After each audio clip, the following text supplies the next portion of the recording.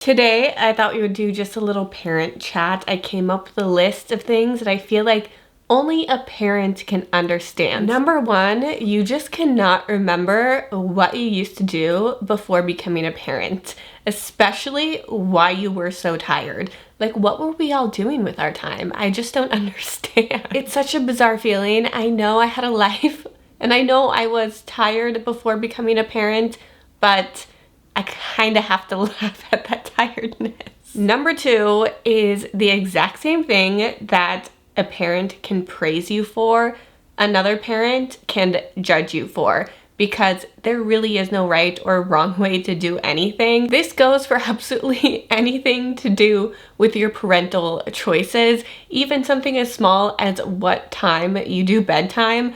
I do an early bedtime, and some parents are like, thank you so much for sharing an early bedtime. It helped us get a longer stretch of sleep. And for other parents, totally judging me when I share that, saying that's way too early and they do this and that works for them. And to that I say, every parent and every child is different. So you just have to find what works for you rather than judging other parents. If you're ever doubting a choice you're making in parenthood because someone's judging you for it and you feel confident in it, I'm sure there's someone out there that's going to praise you for it, because we're just not all made equal. Number three, since becoming a parent, I just cannot watch anything to do with kids being hurt.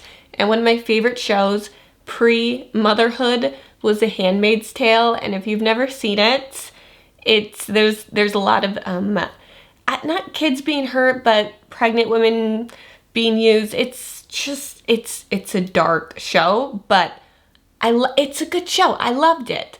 And since season 3 came out, I don't even know what season they're on now. I haven't been able to bring myself to watch it because I just cannot consume that content. If I see something on TikTok about a child being hurt, it hurts so deeply in my soul. I can't consume it. Number 4, and this might be a personal one because I've never been a Disney person.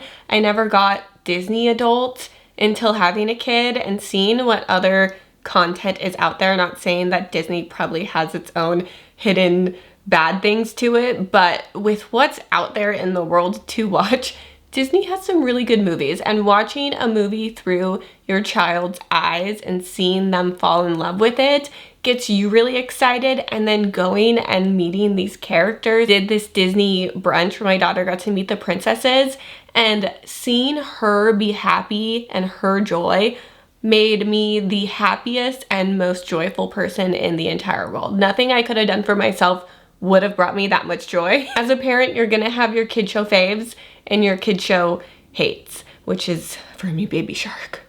Who ever made that?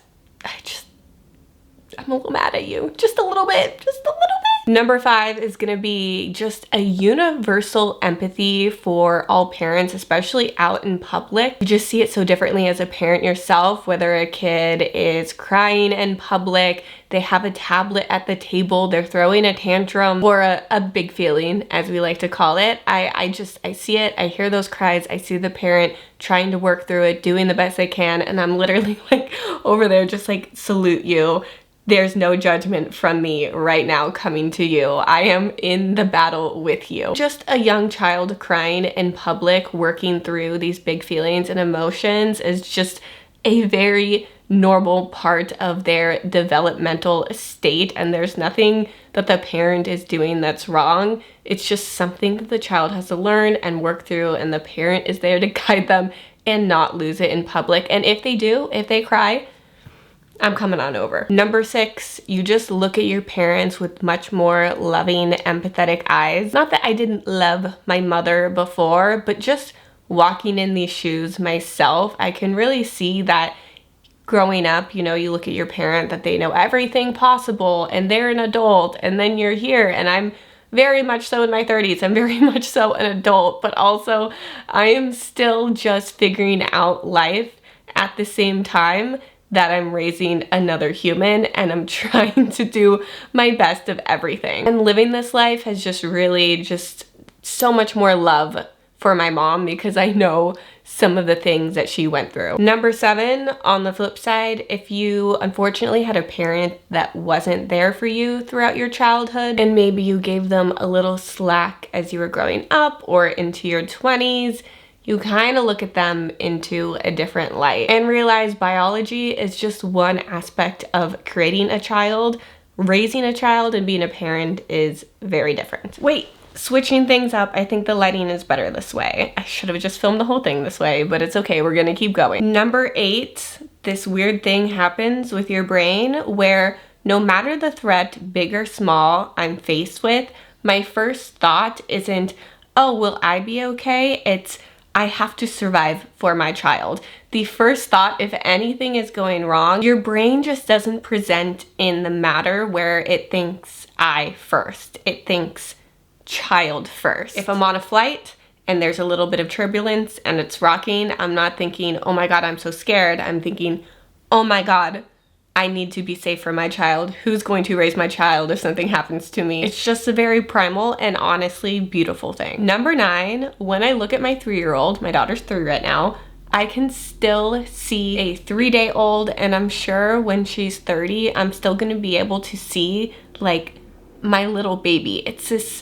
There's this book where it's, what is it? Why am I forgetting? The book is Love You Forever, and the saying is, I'll love you forever, I'll like you for always, as long as I'm living, my baby you'll be. And I read this throughout my daughter's whole life, and the older she's getting, the more it just kind of hit me how much I understood that phrase, because I remember reading it when she was little and just thinking like, well, you're gonna grow up and you'll always be my sweet baby and I'll be your mom, but it's like, no, I'll always, just a little part of me, see every stage of your life, including that newborn baby stage. And even if I was 100 and my daughter was 70, the math might be a little off on that, but she will legitimately still be my baby to me. Number 10, and this isn't to cause fear, it's not a bad thing, but it never gets easier, it just gets different. And as a parent, thankfully, you also just get stronger too. I have heard that the sweet spot stage is 4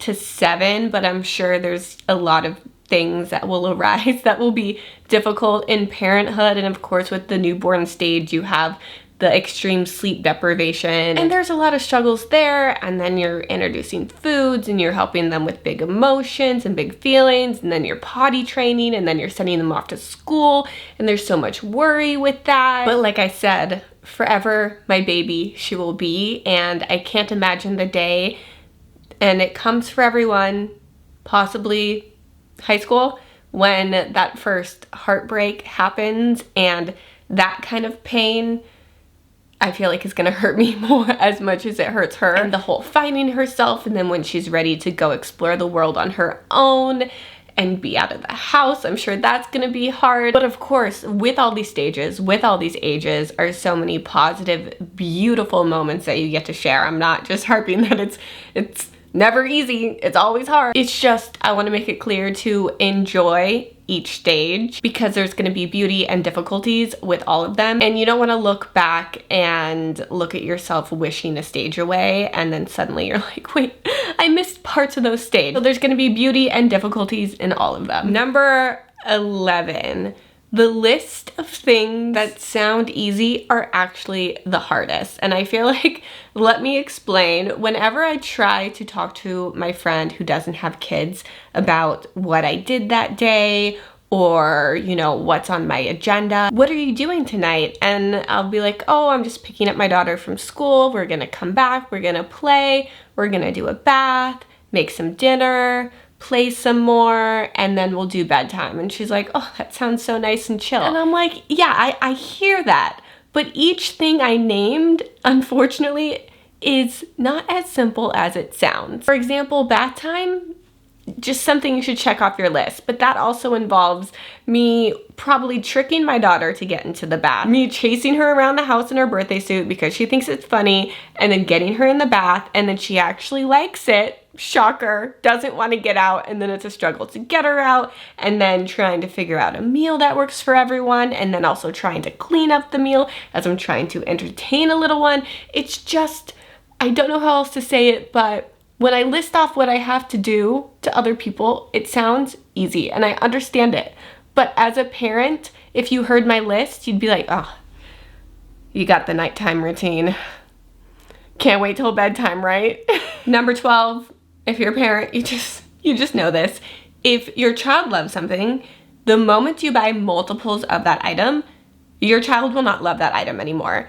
This happened to me with the Go-Go Squeeze apple pouches because mom brain, I did Amazon auto ship and forgot to cancel it, so they kept shipping and they kept not being consumed. So I probably have 200 Go-Go Squeeze applesauce pouches and they don't expire for a while. I've since canceled my auto ship and I'm just hoping they come back in fashion for my little one. I have resorted to eating them. They're a pretty good snack. Not for my little one though. So that's just a rule you learn as a parent. If you ever over prepare and buy a lot of something, your child is gonna automatically not like that thing anymore. Number 13, the whole losing yourself in motherhood. I always hear non-parents or expecting mothers say their number one priority is to not lose themselves in motherhood. And when you're deep in the throes of the early stages, it's very easy to fall into, and there's nothing bad or shameful about it. Early parenthood is just all very consuming. Your whole brain rewires and everything, and it is okay and natural for you to get consumed in your little bubble. And when you're ready to break free and break out and find yourself again. I just feel like there's so much mom shaming about like, oh, she lost herself in motherhood. She only talks about her child. And it's just like, hold up, give me a beat, give me a year even, whatever amount of time you need. You're gonna get your groove back. Don't worry, you're never so lost you cannot be found. Number 14, when a parent needs to work around their little one's sleep schedule, their bedtime routine, and they just say they can't make it to something for this particular reason, for their child's sleep. And as a parent, I completely understand it. That's why I love when I get to work with other parents, because they get it. When my friends who don't have kids, and I'm not like shaming them or anything at all, like I would not understand this beforehand, and they would invite me to go out, you know, right when bedtime's hitting. And it's something that could be kid friendly, maybe. Maybe they're doing a late night Disneyland trip. And, you know, by the time I would get back, it would be like 10 p.m. Well, my daughter goes to bed at 7, and so if she doesn't and she's awake for those 3 hours, we're gonna have an overtired little one and she's not gonna actually have fun. And then in the morning time, we're gonna have an overtired mother because the little one's still gonna wake up like clockwork as if they went to bed at 7, and they're gonna be overtired and the whole next day is gonna be ruined. And this is coming from someone who is not a type A person, except for when it comes to my daughter's sleep routine throughout her life. As much as I'm doing it for my child to have good sleep and good rest and good consistency and routine, I'll be honest, a lot of times I'm doing it for me because I need that consistency. I need her to have a good sleep so we have a good next day, because an overtired toddler little one, not a good time. Not a good time. Number 15, parenthood is difficultly beautiful. It is slow yet fleeting. Within this dichotomy, it can be really hard to find balance, but somehow we do, and we embrace it. Parenthood makes us strong in ways I could never have possibly conceived beforehand. And with that, you got this. I hope that you enjoyed this little chit. Did you just hear me crack? How old am I? My whole body every time I'm filming is like,